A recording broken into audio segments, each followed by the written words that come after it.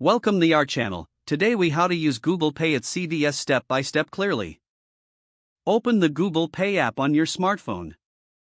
Make sure you're signed in to your Google account.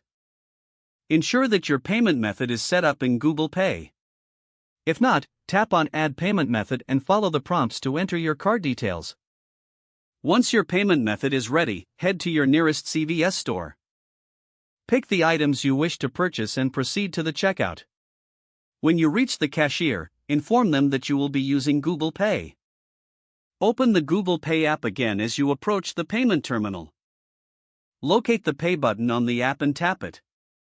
Position your phone near the contactless payment terminal. Wait for the confirmation that your payment has been accepted. Once the transaction is complete, you will receive a notification on your smartphone. Keep the receipt for your records if needed. Enjoy your purchase from CVS. If the page does not load, refresh the browser or try again in a private or incognito window. Make sure you are using the correct email address, then retype it carefully to avoid small typos. If your password is not accepted, use the reset option and create a new strong password you can remember.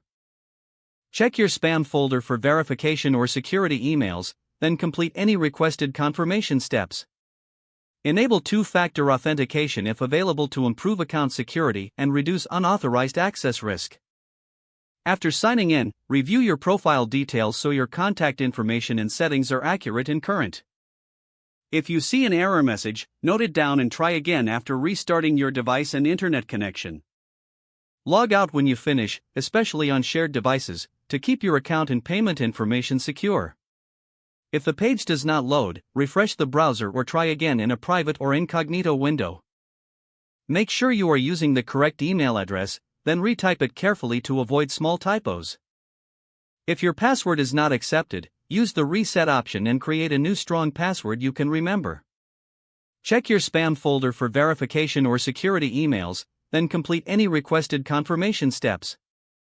Enable two-factor authentication if available to improve account security and reduce unauthorized access risk. After signing in, review your profile details so your contact information and settings are accurate and current. Don't forget to like this video and subscribe to our channel for more step-by-step tech guides.